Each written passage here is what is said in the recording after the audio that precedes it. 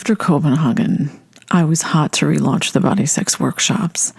I wanted to have a workshop in Betty's living room. I wanted to have that authentic experience.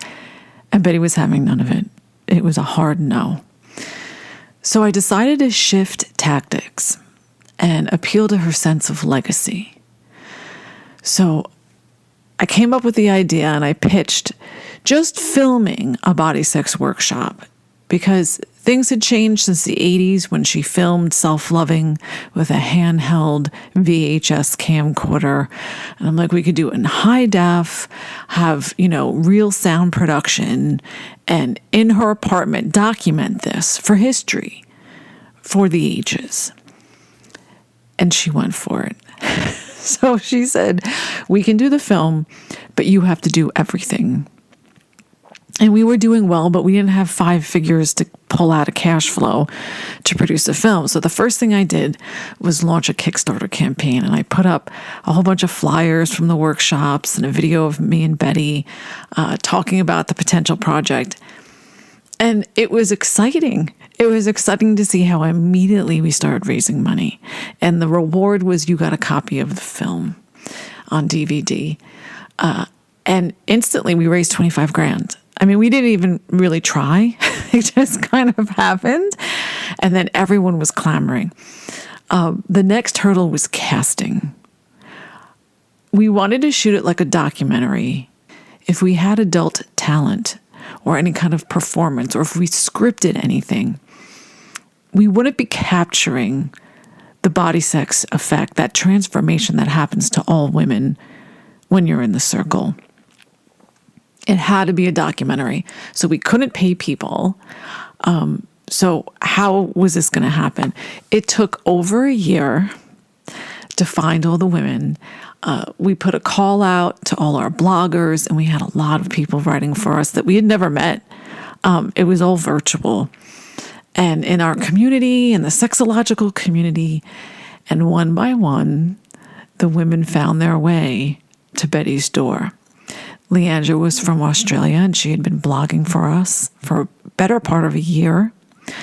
Marisa was from the West Coast, a former Mormon, and she was writing for us as well. Sayaka came through a friend of a friend, and I believe she had a degree in sexology. She was from the West Coast. And then Davina, and she was a New York City native, and she heard about what was happening and almost demanded to be in the film, and she was so fantastic. And the missing piece was Sheila. Back in the 70s, when Betty launched the Bodysex workshops, she did it with Sheila Shea. We wouldn't have Erotic Recess without Sheila, because when Betty verbalized the fantasy that she had, that all of them in the circle started masturbating and their orgasm energy levitated the building and spread out on the streets of New York City, Sheila was the one who jumped up and said, "Hey, we have a case of vibrators in your bedroom. Let's do it." And got them and started plugging them in. She had to be in the film. I wanted to do background interviews. And it's always great historically if you can get someone else's perspective for the same event. She had been at Now Sexuality Conference. They'd worked together for the better part of a decade. They hadn't spoken for the last 8 years. There was some falling out. I didn't go into the details because I didn't want to know, because I didn't want to get all those feelings back to the surface. And there was a little bit of resistance from Betty, but I knew she wanted to reconnect. You have to when someone was that important in your life and your journey. So I got him on the phone. And I called her on speaker and I said, "Sheila, this is Carlin Ross. You might know me." And she knew. She was following us on the site. Every so often she would comment and she would pop her head up on social media. I said, "I'm here with Betty. And this is an olive branch. We want to reconnect, and more importantly, I want you to be in our documentary." And instantly, Betty and Sheila were talking a million miles a second. Like they didn't skip a beat. And to me, that's true friendship. And it was a hard sell, though. I mean, I had a flyer. It was, where am I staying? She was very concerned about the releases they had to sign. But it was good. It was a good process. Sheila was in. So now we had all the women. Then we had to go about finding a director. And it had to be an all-female crew. You can't have a man in a room with that kind of stuff going on. The energy is more of a suck. It's just different. And the women behave differently. They stop being honest. That took a couple of months. And then we found the perfect director. And she was from the West Coast and would be bringing her crew from the West Coast. And then it was done, right? We had the money. We had the women.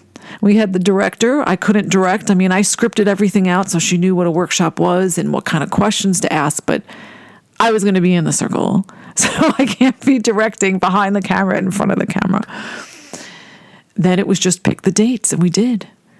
And then we got everyone's flights, and Marisa and Sayaka and Leandra stayed with me. And Sheila stayed with Betty, and Davina was local, so she stayed in her apartment. And it was just so great picking up for everyone from the airport. It was almost like it was like a super sex project. Like, who knew what was happening? It was like Fox Force 5. Here we come, and we're going to make this film, and we're going to save feminist history, and we're going to change the world. We all felt like this was sacred. We get to the apartment, and Leandra was late. And she had issues with her flight. And I remember she texted me. She was so stressed out. I said, just come to the apartment and we'll pop a bottle of champagne and we'll have some dinner. Just get here. We're all here. We're all waiting for you. I remember when she rolled in all sweaty and exhausted. She took a quick shower. And then we sat on my terrace overlooking the Brooklyn Bridge. And we all toasted with champagne. And I had never met these women before. And they would be sleeping in my apartment. And Leandra was an extra because her Airbnb fell through. So she had to sleep in my bed with me. And I had never met her before. But when you read someone's writing for a year, and when someone's coming to be in a documentary and display their vulva and their orgasm for the benefit of other women, they're good people. And we had a ball. We were drinking champagne. We ordered takeout. We were all showing, we were like, how did you groom? What is your grooming like? And what did you, I did the racing stripe. I did the, I let mine go bushy. And I had decided that I was going to not groom as much anymore, that I really wanted to grow out my bush. And that's because I had been inspired by Leandra and her blogs talking about going natural and how soft her hair was on her vulva. And so I did. And so we made that connection, and we were having that moment between us.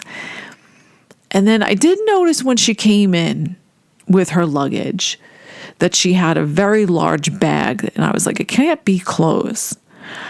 And that's when she brought up, she goes, by the way, I'm also shooting a documentary. I call it a sex documentary. Basically, I put a camera on a tripod, and then we just film a couple engaging in a sex act from beginning to end with no cuts. So you can really see how long things take, how long arousal takes.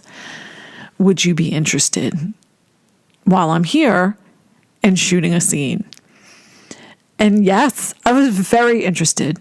And then we went back and forth on what we would do. And I'm like, I think it should be something, a sex act that I have never done in my entire life. And we settled on fisting.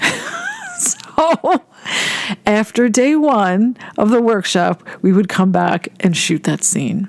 Okay, put a pin in that. Day one of shooting, there was a big mirror in Betty's living room where we'd be shooting, and you can't have a mirror when you have a crew.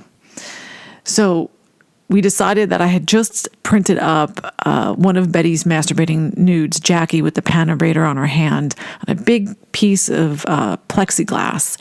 Dugal had done it. It was beautiful. So I'm like, we'll take down the mirror and we'll put up Jackie. So I think no big deal. Like, I'll pop it in the back of the cab. We go out my building, and as soon as we hit, my doorman and the supers and all the people, in the lobby, it was like a magnet. Like everyone was drawn to it. Are you the artist? What is that? What does she have on her hand? It was incredible. Can't get a cab. So we're waiting. We have a call time. So I'm like, all right, we're going to have to go on the subway. And I really was preparing myself on like people scowling at me or saying nasty things or maybe throwing garbage. I mean, it's New York. We went on the subway as a group and the energy started again, like a magnet. People just came in. Oh, it's so beautiful. They were touching it. Asking about what is she doing and what's this and what's that pan? That's an old school vibrator. Oh, it's right here in 1973. Who's Betty Dodson? We couldn't get like off the subway. So this is how we rolled into day one.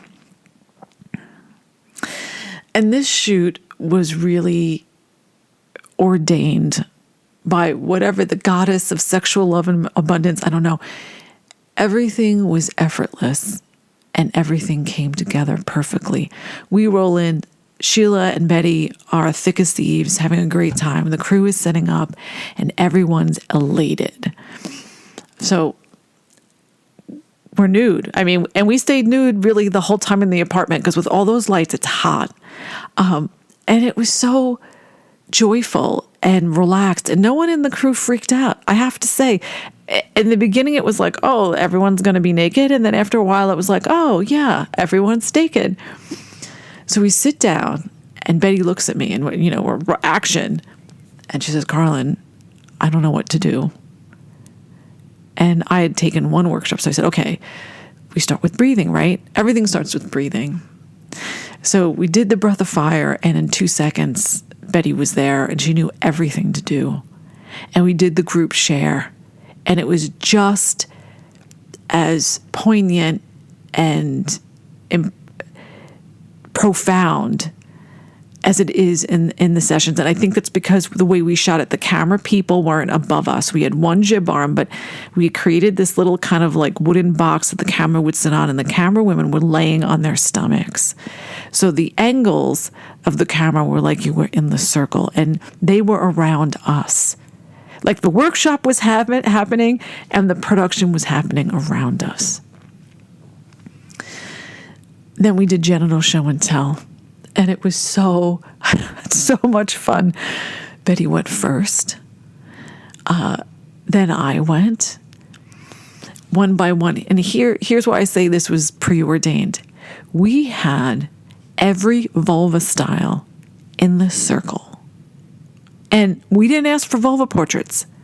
I didn't know people's sizes or races, really, other than Sayaka, because her Japanese name gave her away. When I set everything up, I had no idea what vulva style anyone had. How remarkable. And then there was a moment where Sheila went and she had a huge clitoris, and Betty didn't remember that. She's like, Sheila, your clit's bigger than mine. I can't believe it. Holy clit. We were all laughing. We were so engaged. And when we got back in the circle before we broke, each one of us thanked Betty and Sheila.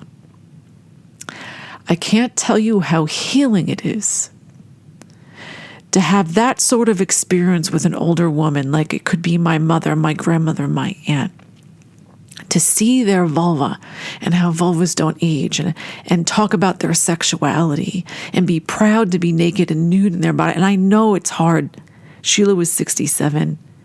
Betty was 82. But it had a profound shift in all of our lives, and it's made aging for me so simple and so easy. I feel so much gratitude knowing that my sexuality never ends and knowing that I can be 82, and I could be in a circle displaying my vulva and having orgasms and having this great time with all these amazing women. We went all out to dinner, and we went out for Persian, and we were sitting around the restaurant, and we were so high, and we were kind of loud that they asked us to be quiet because we were having so much fun. Because Betty and Sheila were telling us stories about old workshops. We were talking about what happened in the circle today and our reflections, And we were whooping it up in the restaurant. And then I called it early. I said, okay, guys, we got to go home. We have a full day tomorrow of shooting. Let's go home. So when we came back, erotic recess, it's interesting, like, how would the crew react? And Betty was perfection. She has such a way of putting people at ease by using her humor and guiding us step by step. And so first we, vibrated our chakras, standing up, looking at each other, which is so nice to be given permission, right? To look and stand and not be on our backs in the dark with our eyes closed. And then she guided us through slow penetration with the barbell. And Sheila really enjoyed that. She goes, Betty, we never did this, and I love this addition, and I love your barbell. And that moment was so special. That is true friendship. Right? You're doing something new that we didn't do together, and it's great, and I have to tell you that. Oh, what a model for us in that circle. So then Betty called erotic recess. And we all start. And I think I kicked it off. I'm pretty sure I kicked it off because I have a fast orgasm, especially because I'm very aroused with all these women in my house. And Leandra and I were like, if we film a scene, we're not going to do it till after erotic recess. And we're not going to fool around at all. Like, we're just going to sleep next to each other because we're going to keep that newness for that night. The orgasms start to break out. So I kick it off, and then it starts going around and going around. And what was amazing was the diversity of orgasm. This time I really saw it. Marisa had a crygasm, and that happens sometimes. We build up to an orgasm, and all of a sudden it's like a release, and the tears flow. And she liked looking at herself in a mirror and, kind of like connecting with herself and her own image. And Sayaka has this really strong pelvic floor muscle. And then when she orgasms, it's like a wave. And so she would have these little queefing moments. And we were laughing and having fun. And it was so powerful. And Leandra, oh my God, usually she uses her hands. So she used the vibrator. I remember her in the goddess position with the wand on her clit, just her whole body shaking in these beautiful waves, having these orgasms. Sheila too, very quiet, but you could see the wave, and Betty building up. And at one point Betty rolled up and she was just like, look at these women. Look at how beautiful you all are. She was like our maestro. And Davina likes to lay on her vibrator. At one point she was laying on it, humping it, and you could feel the vibration going through the carpet into our feet. It was like we were all connected. The energy was going around. And then finally we were really sweaty and really tired, so we stopped and we figured we got the shot. The crew was very quiet the whole time. They just took it all in. So we wrapped, and we were all hydrating, and I heard one of the camera women walking through, talking to our director, and she said, this is festival shit. I've never seen anything like this. This is something that everyone needs to see. And I knew in that moment that we had gotten it, that it was good, that Betty's work would be saved for the ages. Like, this was something special. As we were starting to get dressed, the jib operator who was pregnant, she was actually in her 8th month, her last trimester. She said, wait, before you put your clothes on, guys, I want to take a picture of all of us for my baby's room. And I said, are you sure? She said, yes. So she stood in the middle, and she just kind of pulled up her tank top and had her belly out. She had her pants, leggings on. We were all nude and flanked her on either side. And it's one of my favorite pictures. Wow. Gratitude for that they saw it and they felt it and they knew it was real. They knew it was different, and it wasn't pornography. And it wasn't something where anyone was less, right? And I think when people come together and we can share sex energy like that and take it out of that dominance model, that's the core of Betty's work. So we went back to my place, and everyone, we had a rap party. We danced, we sang. Leandra and I filmed our fisting scene. It was incredible. It's on the site. People always remark on it. And then they had to leave, and it'd been together for 4 days, and no one wanted to leave. I think that's the sign of a good party. Everyone went home, and I waited. And once we edited the film, we had a viewing party, and then we sent out all our DVDs for Kickstarter rewards and popped it on the site. And it only took about 6 months of emails of women saying, "Oh my God, I want to have this experience. Please relaunch the workshops. Please, please, please." And I knew I couldn't do it directly with Betty. I couldn't do the ask. I had to let the women ask because I knew that would be the hook. And one day I came into the office and she said, "Carlin, we have to give women what they want, and they want the workshops. And I'm willing to relaunch them as long as you do all of the work. Like, you do everything, all the enrollment, you set it up, and I just sit in the back room, and when I'm ready, you call me and I'll come in and sit down and I'll hold the space and I'll run the workshop." And I said, "Deal." So that's how the workshops were relaunched. I think without that film, it wouldn't have happened. Most recently, we've hosted Zoom parties, viewing parties. We watch the documentary and then I do a live Q&A. And it's an hour and a half. I mean, it's not short. And the women are rapt. And afterwards, they talk about how it was just shifted everything for them. And all of a sudden, they made connections and they want to know more and they feel healed.